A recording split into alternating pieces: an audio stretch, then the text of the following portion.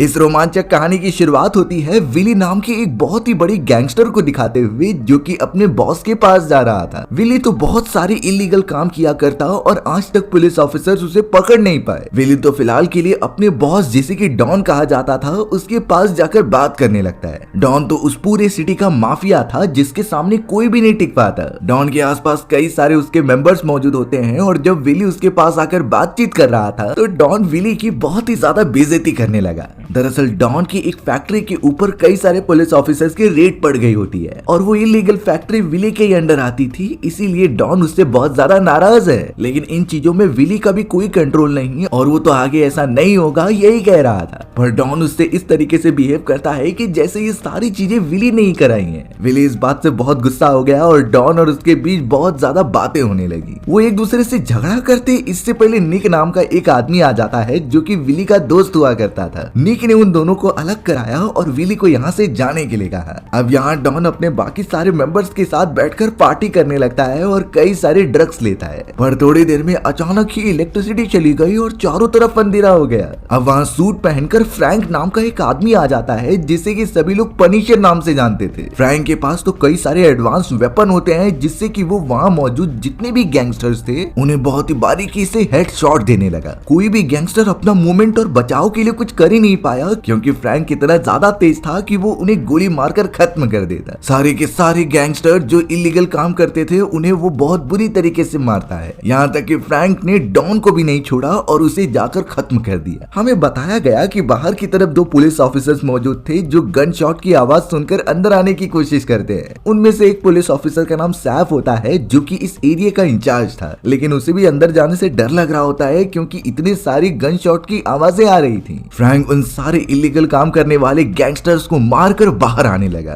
सैफ जैसे ही फ्रैंक को देखता है तो उसने उसके ऊपर गन तान दी, लेकिन जब बाद में सैफ को पता चला कि ये तो पनिशर है जो कि गलत लोगों को सजा देता है, तो इसीलिए सैफ ने उसे गोली नहीं मारी और उल्टा अपनी कार दे दी होती है जिससे कि वो यहाँ से भाग सके, क्योंकि अब डॉन के कई सारे असिस्टेंट और पुलिस ऑफिसर्स भी यहाँ पर आने वाले हैं। फ्रैंक इस बात को अप्रिशिएट करता है और उसकी कार लेकर कहीं दूर चला जाता है। सैफ ने तो जानबूझकर अपने मुंह पर मार लिया था ताकि वो ये बता सके कि उसने फ्रैंक को रोकने की कोशिश तो की थी, लेकिन फ्रैंक उसे घायल करके उसकी कार लेकर चला गया। थोड़े समय में पुलिस ऑफिसर और सीनियर्स आने के बाद सैफ उन्हें यही कहानी बताता है और वो सभी इन बातों पर मार भी गए थे, लेकिन सीसीटीवी फुटेजेस देखने के बाद फ्रैंक के ऊपर अब इन्वेस्टिगेशन की जाने लगी। हमें तो अब यहाँ पर विली दिखाया जाता है जो कि अपने कुछ साथियों को काम बता रहा था कि किस तरीके से उन्हें इलीगल वेपन्स ट्रांसपोर्ट करने हैं। सभी लोग विली के लिए इसीलिए काम करने के लिए राजी हो जाते क्योंकि विली उन्हें बाकियों से ज्यादा मनी प्रोवाइड करता था। वो सारे गैंगस्टर्स विली के पास आकर अपना काम समझते हैं और उसमें लग जाते हैं, लेकिन उन सभी को बिल्कुल आइडिया नहीं था कि उस जगह पर भी फ्रैंक यानी कि पनिशर आ चुका है। फ्रैंक इन गैंगस्टर्स को भी खत्म करने के लिए सीधा अंदर घुसा और उसके सामने निक आ गया था। बिना कुछ सेकंड थॉट लाए उसने निक को जान से मार दिया, पर फ्रैंक को ये बिल्कुल पता नहीं होता कि निक एक FBI एजेंट है जो सीक्रेटली विली और उसके जैसे कई सारे गैंग्स पर नजर रख रहा था। निक को खत्म करने के बाद फ्रैंक बाकी गैंगस्टर्स को भी मारने लगा, इवन उसने गैंगस्टर्स को सोचने का मौका भी नहीं दिया। विली को जैसे ही ये पता चला तो वो गन लेकर तुरंत ही फ्रैंक के ऊपर फायर करता है जिससे ये उसे डैमेज न पहुंचाए, पर फ्रैंक की स्पीड बहुत ज्यादा थी। वो तो विली द्वारा फायर किए गए हमलों से बचने के साथ साथ उस पर हमला भी कर रहा था। विली खुद को कंट्रोल नहीं कर पाया और अब फ्रैंक ने उसे एक मशीन के अंदर डाल दिया होता है। ये वो मशीन थी जहाँ पर ग्लासेस क्रश किए जाते थे। विली जब उसके अंदर गिरा तो फ्रैंक ने मशीन चालू कर दी और अब होना क्या था, नुकीले ग्लासेस की वजह से विली की पूरी बॉडी एकदम से बेकार होने लगी। सबसे पहले विली का चेहरा खराब हो जाता है और धीरे धीरे उसकी बॉडी यानी कि विली की मौत बहुत बुरी तरीके से हो गई थी। अब हमें यहाँ निक के फ्यूनरल में दिखाया जाता है जहाँ उसकी वाइफ और परिवार वाले आए थे और वो बहुत ज्यादा दुखी थे। वहाँ पर तो पॉल नाम का एक और एजेंट था जो निक के साथ काम किया करता। उसे ये नहीं समझ रहा होता है कि आखिर ये कौन है जिसने निक की हत्या की है, पर उसे बहुत गुस्सा आ रहा था और उसे बदला लेने का मन कर रहा था। पॉल सीधा अपने सीनियर यानी कि मिलर के पास चला गया और उससे इसकी सच्चाई पूछी, लेकिन मिलर सिर्फ इतना कहता है कि निक को गैंगस्टर्स ने नहीं बल्कि किसी पनिशर नाम के एक अनजान आदमी ने मारा है।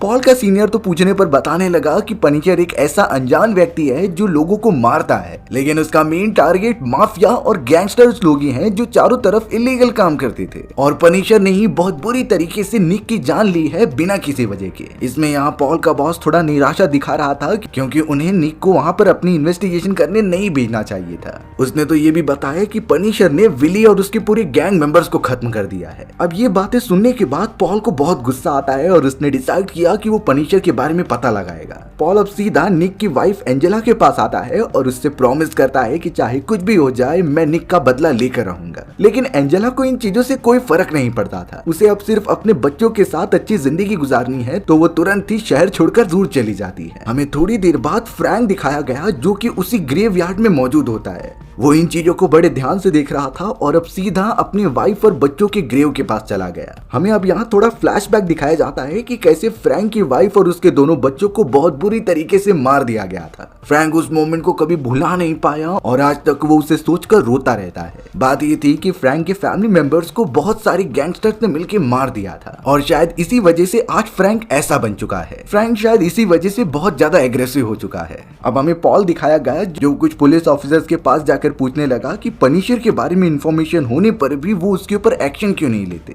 उन सभी पुलिस ऑफिसर में सैफ भी शामिल था। सैफ ने तो फ्रैंक की मदद की होती है किसी रीजन की वजह से, लेकिन उसने अभी तक किसी को ये बताया नहीं होता। सैफ का सीनियर यहाँ पॉल को समझाने लगा कि हमें इनके बारे में ज्यादा इंफॉर्मेशन नहीं है, लेकिन वो मिलर नाम के एक आदमी के बारे में बताता है जो कि फ्रैंक यानी कि पनिशर के ऊपर काफी समय से रिसर्च कर रहा है। वो जरूर पनिशर के बारे में इतनी इंफॉर्मेशन रखता होगा जिससे पॉल सेटिस्फाई हो जाए। पॉल इसीलिए अब मिलर के पास जाने का डिसाइड करता है। मिलर के यहाँ पहुंचने के बाद वो पनिशर के बारे में पूछने लगा। मिलर तो बता रहा था कि पनिशर का असली नाम फ्रैंक है। वो स्पेशल फोर्सेस में काम किया करता था और one of the best soldiers में से एक होता था, लेकिन कई माफिया ग्रुप ने उससे दुश्मनी निकालने के लिए फ्रैंक के फैमिली मेंबर्स को मार दिया। उस मोमेंट पर फ्रैंक बहुत टूट जाता है और फिर उसने बदला लेने का डिसाइड किया। वो हर एक माफिया ग्रुप वाले और गैंगस्टर्स को मारता जा रहा था, लेकिन बाद में फ्रैंक को रियलाइज होता है कि पूरा सिस्टम ही बिगड़ा हुआ है। ऐसे कई सारे फैमिली मेंबर्स हैं जिन्हें इंसाफ नहीं मिला और ये गैंगस्टर्स उन्हें टॉर्चर करते जाते हैं। तो इसीलिए फ्रैंक, जिसे कि पनिशर कहा जाता है, वो उसी मोमेंट पर नहीं रुकता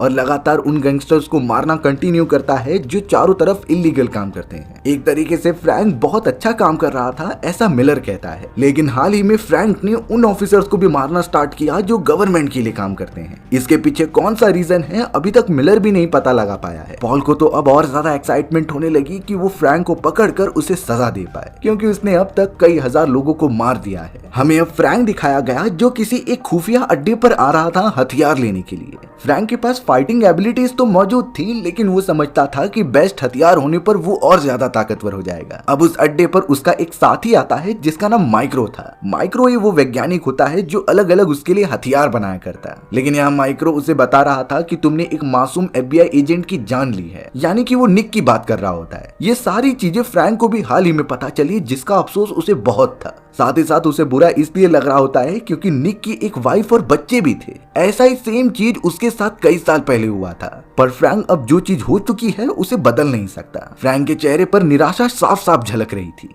फ्रैंक जल्द से जल्द वो सारे हथियार लेता है और अपने साथी को पैसे देकर निकल जाता है। हमें अब दूसरी तरफ वो विली नाम का गैंगस्टर दिखाई दिया जो कि मरा नहीं था, बल्कि उसके चेहरे पूरी तरीके से खराब हो चुके थे। डॉक्टर ने उसके चेहरे पर पूरी पट्टी बांधी होती है जिससे कि विली मरे ना। कुछ ही देर के अंदर विली के साथी वहाँ पर आकर उसे निक के बारे में बताते हैं। उन्होंने ये कहा था कि निक एक FBI एजेंट है जो तुम्हें धोखा दे रहा था। ये बात सुनने पर विली भी एकदम चौंक गया, क्योंकि उनकी सारी इलीगल पैसों की जिम्मेदारी निक के ऊपर ही थी। वो उसकी देखरेख किया करता था और अब उसके मरने के बाद उनके सारे पैसे कहाँ गायब हो गए उन्हें पता ही नहीं चला। विली इस बात से काफी डर रहा होता है, लेकिन उनके दोनों साथियों ने बोला कि उसकी वाइफ और बेटे अभी भी जिंदा है। हम अगर निक के घर पर जाकर चेक करें तो वो पैसे मिल सकते हैं। अब थोड़ी देर के अंदर वहाँ पर वही डॉक्टर आ जाता है जिसने कि विली का ट्रीटमेंट किया था। डॉक्टर विली को समझा रहा होता है कि उन्होंने प्लास्टिक सर्जरी इसीलिए नहीं की क्योंकि विली का चेहरा पहले से बहुत खराब हो चुका है। ये इतना ज्यादा क्रिटिकल था कि विली की जान भी जा सकती थी। लेकिन अब यहाँ पर विली बहुत ज्यादा गुस्से में पट्टियां निकालने के लिए कह रहा था। धीरे धीरे डॉक्टर जब उसकी पट्टियां निकाल निकाल देते हैं तो उन दोनों में से एक साथी चेहरा देखकर एकदम चौंक गया। वो तो बहुत बुरी तरीके से शक्ल बनाने लगा था क्योंकि विली बहुत बदसूरत दिखता है। अब ये देखकर वो मोटा वाला आदमी उसे बाहर लेके आकर समझाने लगा कि तुम ऐसा बिल्कुल मत करना, क्योंकि उन्हें पता था कि विली कितना साइको है।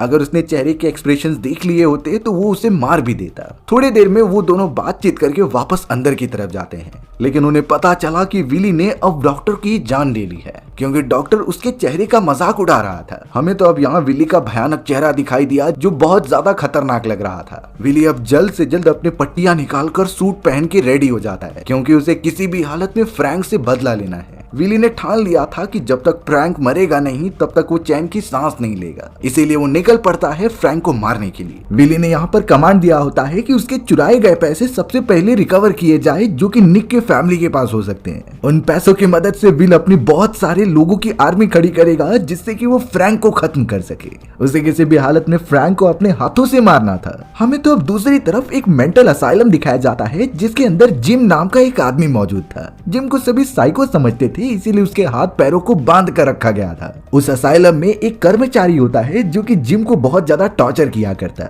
जिम पूरी तरीके से बंधा होता है, इसीलिए वो कुछ नहीं कर सकता था। वो मोटा सा आदमी जिम को हरास करता और बहुत परेशान करता था। हमें अब जाकर पता चलता है कि जिम किसी और का नहीं बल्कि विली का ही भाई है और वो कई सालों से यहीं पर फंसा हुआ है। बट अगले मोमेंट में विली अपने सभी साथियों के साथ सिक्योरिटीज को मारते हुए अंदर घुस गया था। विली अपने भाई जिम को देखकर बहुत खुश होता है और जिम को भी विली का ये नया लुक काफी ठीक लग रहा था। वो कहता है कि इससे अब लोग तुमसे बहुत ज्यादा डरेंगे। विली ने सारे इंतजाम कर दिए थे अपने भाई को इस असाइलम में से छुड़वाने के लिए। वो उसे आजाद कर देता है और उस मोटे से कर्मचारी को बहुत बुरी मौत देता है, मानो कि उन दोनों भाइयों के लिए किसी की जान लेना खेल के बराबर हो। विली तो यहाँ अपने भाई और सभी आदमियों को लेकर एक होटल में आ जाता है, लेकिन यहाँ विली ने जब पहली बार मिरर के अंदर अपना चेहरा देखा तो वो बहुत ज्यादा डरने लगा। उसने ये चीजें कभी एक्सपेक्ट नहीं की थी कि उसका चेहरा इतना खराब हो जाएगा। लेकिन अब विली का भाई जिम उसके पास आकर उसे भरोसा दिला रहा था कि हम किसी भी हालत में फ्रैंक नाम के उस पनिशर को ढूंढकर मार देंगे। आखिरकार वही एक ऐसा आदमी है जिसने विली की ये हालत की है। जिम ने तो अब यहाँ उस कमरे में मौजूद जितने भी मिरर्स थे उसे तोड़ना स्टार्ट कर दिया।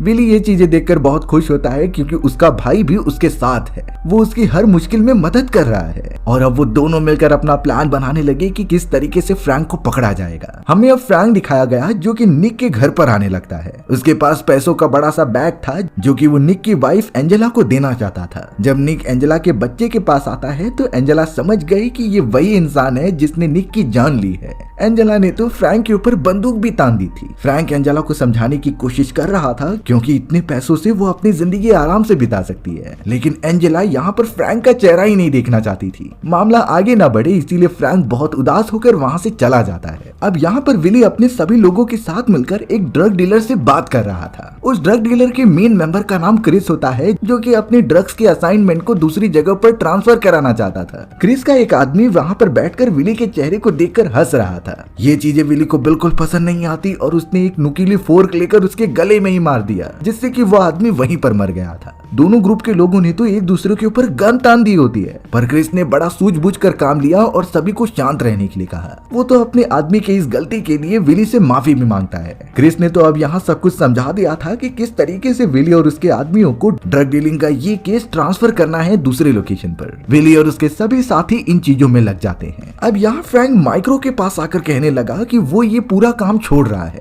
यानी कि गैंगस्टर्स को सजा देना और माफिया को खत्म करना अब से वो नहीं करेगा। फ्रैंक ने यही डिसाइड किया कि वो ये शहर छोड़कर हमेशा हमेशा के लिए चला जाएगा, लेकिन इससे पहले माइक्रो उसे एक बात बताता है कि विली अभी भी जिंदा है और उसके अंदर बदले की भावना अभी भी है जो तुम्हें मारने के लिए जरूर आएगा। फ्रैंक को जब ये पता चला तो वो सोच लेता है कि जब तक वो विली और उसके गैंग मेंबर्स को नहीं मारेगा तब तक वो ये शहर छोड़कर नहीं जाएगा। फ्रैंक के कहने पर माइक्रो उसे सारी इन्फॉर्मेशन दे देता है कि विली और उसके आदमी क्या कर रहे हैं और उनका स्टेटस क्या है। उसी के अकॉर्डिंग फ्रैंक निकल पड़ा था प्लान बनाकर उन्हें मारने के लिए। अब हमें यहाँ बार के अंदर पॉल नाम का वही डिटेक्टिव ऑफिसर दिखाया जाता है जो मार्टिन के साथ मिलकर प्लान बना रहा था कि हमें किसी भी हालत में फ्रैंक को पकड़ना है। वो दोनों भी निकल पड़े थे फ्रैंक को रंगे हाथों पकड़ने के लिए। फ्रैंक यहाँ अब अपना पूरा सूट बूट पहनकर विली के एक आदमी को मार रहा होता है। उसने तो विली के आदमी को टॉर्चर करते हुए ये पूछ लिया कि अभी वो सब कहाँ मिलेंगे और उनका आगे का प्लान क्या है। वो बेचारा आदमी मरने के डर से उसे सब कुछ बता तो देता है, लेकिन फ्रैंक उसे तभी भी खत्म कर दे रहा था। फ्रैंक जब वहाँ से निकल रहा था तो पॉल पहुंच जाता है और उसने ये चीजें देख ली।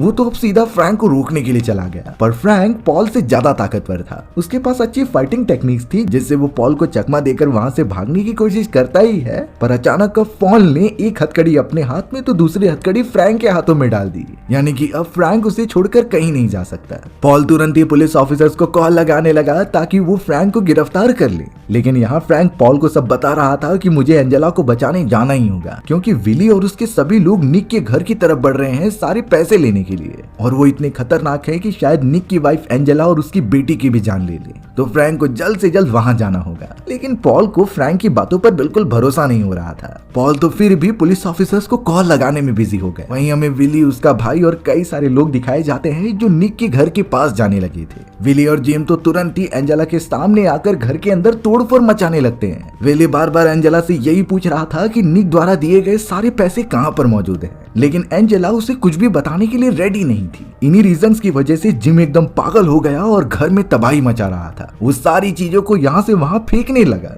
और अब शायद वो एंजेला और उसकी बेटी को भी चोट पहुंचाने के लिए आगे बढ़ेंगे। थोड़ी देर के अंदर वहाँ पर दो पुलिस ऑफिसर्स आ जाते हैं, जिन्हें घर के अंदर से कुछ आवाजें आ रही थी, इसीलिए वो चेक करने के लिए अंदर आने लगे। पर जिम जैसे ही दरवाजा खोलता है तो उसने पुलिस ऑफिसर्स पर हमला करके उन्हें मार दिया। ये चीजें एंजेला देखकर डर जाती है और उसे अपने बच्चे को भी बचाना था, इसीलिए उसने विली के पूछने पर सब बता दिया कि मेरे हस्बैंड के कमरे में एक तिजोरी है, उसके अंदर ही सारे पैसे रखे गए हैं। विली और जिम तो बहुत ज्यादा खुश होकर ऊपर चले जाते हैं उन पैसों को लेने के लिए। हमें अब यहाँ पॉल को दिखाया गया, जिसने फ्रैंक को गाड़ी के अंदर बंद करके रखा था। मार्टिन भी वहाँ पर मौजूद होता है। पॉल इन चीजों को कंफर्म करना चाहता था कि फ्रैंक जो बोल रहा है सच है कि नहीं, इसीलिए वो निक के घर के पास पहुंच गया। पर पॉल ने मार्टिन को बोल दिया होता है कि फ्रैंक को बाहर निकलने मत देना। पॉल तो अब घर के अंदर चला गया था, लेकिन हमें यहाँ पता चला कि मार्टिन कहीं न कहीं फ्रैंक के लिए ही काम करता है, और उसे जानबूझकर फ्रैंक अपनी इंफॉर्मेशन देता था ताकि वो लोगों को बताकर उनका भरोसा जीत सके।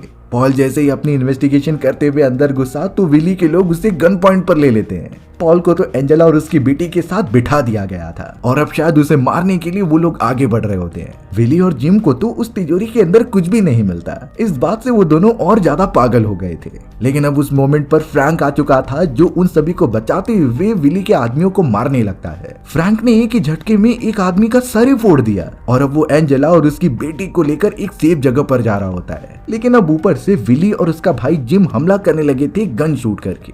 पॉल भी अब अपनी गन लेकर उन दोनों भाइयों के ऊपर फायर करने लगा होता है। अच्छी बात तो ये हो गई कि वहाँ पर अब कई सारे पुलिस ऑफिसर्स आ चुके थे, यानी अब विली और जिम को भागने का कोई रास्ता नहीं मिल पाता। फ्रैंक तो एंजेला और उसकी बेटी को लेकर अपने हाइड आउट वाले एरिया पर आ चुका होता है, जहाँ उसने अपने ही बच्चे के कई सारे खिलौने एंजेला की बेटी को दे दिए थे। फ्रैंक तो एंजेला की बेटी के अंदर अपनी बेटी को इमेजिन कर रहा था। पुलिस ऑफिसर्स तो अब विली और जिम दोनों को ही पकड़कर अपने साथ लेकर जा रहे होते हैं। वो दोनों गुनहगार है तो उन्हें बड़ी सजा मिलेगी। लेकिन अब उन दोनों के सामने FBI एजेंट मिलर आ जाता है। मिलर तो अब यहाँ विली और जिम को एक इम्पोर्टेंट बात बता रहा था कि अगर तुम मुझे किसी भी तरीके से क्रिस के बारे में बताकर उसे पकड़वाने में मदद करोगे तो वो विली और जिम दोनों को यहाँ से रिहा कर देगा और आजाद कर देगा। विली को ये बात अच्छी लगती है, इसीलिए उसने ऑफर एक्सेप्ट कर लिया और मिलर से कहा कि आजाद होने के बाद हमें फ्रैंक नाम के उस आदमी की सारी इन्फॉर्मेशन चाहिए। अब प्लान के अकॉर्डिंग विली और जिम निकल पड़ते हैं क्रिस और उसके लोगों के सामने असाइनमेंट यानी कि ड्रग को ट्रांसफर करने के लिए।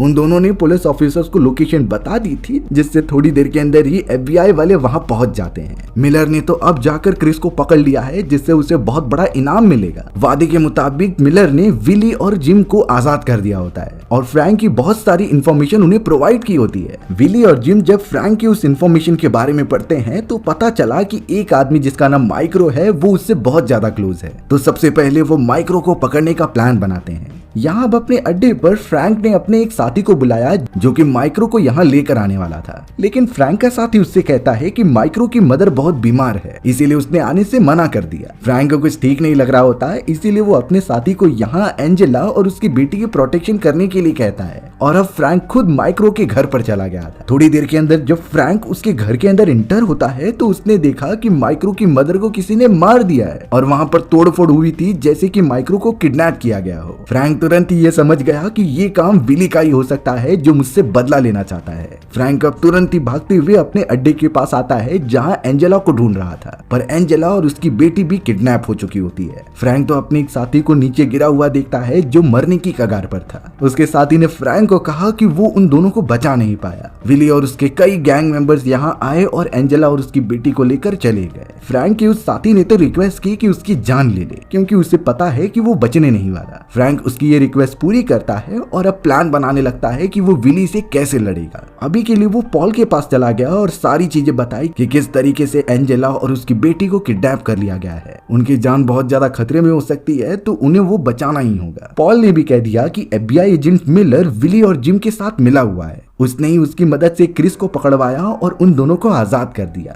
यानी एक तरीके से सारा सिस्टम उन दोनों भाइयों के साथ है। तो इस मोमेंट पर जाके पॉल फ्रैंक को कह रहा था कि तुम्हें जिस तरीके से भी उन्हें बचाना है तुम बचाओ। पॉल उसका पूरा सपोर्ट करने के लिए रेडी था। इसीलिए फ्रैंक पॉल से प्रॉमिस कराते हुए निकल पड़ता है उन लोगों को मारने के लिए। फ्रैंक अब बहुत सारे खतरनाक हथियार जमा करने लगा था, जिससे कि वो उन दुश्मनों को मार गिराए। उसने कई सालों से इतने डेंजरस हथियार यूज भी नहीं किए थे और शायद वो इसी दिन के लिए इन चीजों को बचा कर रख रहा था। पॉल तो अब सीधा उस गैंगस्टर जिसका नाम क्रिस था उसके फादर के पास जाता है और उन्हें भड़काता है विली और जिम के खिलाफ। क्रिस का फादर भी एक बहुत बड़ा बिजनेसमैन था। वहीं अब विली और जिम एक साथ कई सारे गैंगस्टर्स के पास आ गए होते हैं, जिन्हें कि वो कई सारे पैसे देकर अपनी तरफ कर रहे थे। उन दोनों को ये पता था कि एंजेला और माइक्रो को बचाने के लिए फ्रैंक जरूर यहाँ पर आएगा, इसीलिए उन्होंने अपने अड्डे के चारों तरफ बहुत ज्यादा सिक्योरिटी लगा दी थी। थोड़े समय के अंदर पॉल अपने सभी साथियों के साथ आ जाता है। जैसे ही वो आगे बढ़ रहे थे तो दोनों ग्रुप्स के बीच में एक घमासान लड़ाई चालू हो गई। चारों तरफ गन शॉट की आवाज आ रही होती है और कई लोग मारे जा रहे थे। अब ऊपर से एंट्री होती है फ्रैंक की, जो पूरा सूट बूट पहनकर रेडी था। उसने सामने आने वाले हर एक सिपाही को मारना स्टार्ट किया, पर अब फ्रैंक के ऊपर पीछे से टूट पड़ता है जिम। जिम एकदम पागलों की तरफ फ्रैंक को मार रहा था, पर फ्रैंक जब अपने सेंसेस में आता है तो उसने असली सोल्जर की पावर दिखा दी। वो तो जिम को अब मारने का मौका ही नहीं दे रहा था और उसे काफी टॉर्चर करने लगा। जिम समझ चुका था कि वो फ्रैंक को नहीं हरा सकता, तो वो अपने भाई के पास भागने लगा। सीधा भागते हुए पहुंच जाता है विली के पास, जिन्होंने एंजेला और उसकी बेटी और यहाँ माइक्रो को कैद करके रखा था। विली तो अब गन लेता है और उन दोनों के ऊपर पॉइंट कर देता है। विली फ्रैंक को दो ऑप्शन दे रहा था कि अगर माइक्रो को मार दिया जाए तो एंजेला और उसकी बेटी बच जाएगी, नहीं तो एंजेला और उसकी बेटी को मरना होगा। अब यहाँ फ्रैंक के पास एक ऑप्शन था, तो वो बहुत ज्यादा सोचने के बाद आखिर में एंजेला और उसकी बेटी को बचाने के लिए कहता है। विली एक ही सेकंड के अंदर अपनी गन निकालकर उसके दोस्त माइक्रो को शूट करके मार दे रहा था। अब जिम यहाँ एंजेला को भी मारने गया, तब तक फ्रैंक ने अपनी गन निकाली और सभी को शूट करने लगा और जिम को सबसे पहले खत्म कर देता है। फ्रैंक तो अब विली की तरफ गया, जो उसकी पूरे बॉडी पर अलग अलग गन शॉट मार रहा था। उसने विली को इतनी आसानी से नहीं मारा, बल्कि वो उसे टॉर्चर कर रहा था और आखिरकार वो विली को एक जलती हुई आग में डाल देता है और वहीं खत्म करता है। फ्रैंक अब उन सभी से बचाते हुए एंजेला और उसकी बेटी को बाहर लेकर आ रहा था। पॉल अब फ्रैंक के पास आकर उसे बोलने लगा कि तुम्हें यहाँ से निकलना चाहिए, क्योंकि कई सारे पुलिस ऑफिसर्स यहाँ पर आने वाले हैं और वो तुम्हें रंगे हाथों पकड़ सकते हैं। फ्रैंक वहाँ से जा ही रहा था, तभी एंजेला उसके पास आकर थैंक यू कहती है, क्योंकि उसे पता चल गया है कि फ्रैंक एक बुरा आदमी नहीं है। उसने निक को जानबूझकर नहीं मारा था। इसीलिए एंजेला ने कहा कि मैंने तुम्हें माफ किया और तुम अपने मन में जरा सा भी ग्रजेस मत रखना। फ्रैंक इन बातों से खुश हो जाता है और वहां से जाने लगता है। उसका साथी मिलर अब फ्रैंक से कह रहा था कि शहर के सारे गुंडे और माफिया को तुमने खत्म कर दिया है, तो तुम अब इस शहर से दूर जाकर एक नॉर्मल जिंदगी गुजार सकते हो। फ्रैंक भी यही चाहता था, इसीलिए वो निकल पड़ता है अपनी नॉर्मल जिंदगी गुजारने, और हमारी भी ये कहानी यहीं खत्म हो गई। सो व्यूअर्स, आपको ये स्टोरी कैसी लगी कमेंट सेक्शन में बताना भूलना मत, और अगर आपको मेरा एक्सप्लेनेशन 1% भी अच्छा लगा होगा ना, तो वीडियो को लाइक एंड चैनल को सब्सक्राइब जरूर कर देना। मिलते हैं इसी तरीके की मजेदार वीडियोस में, तब तक के लिए बाय बाय।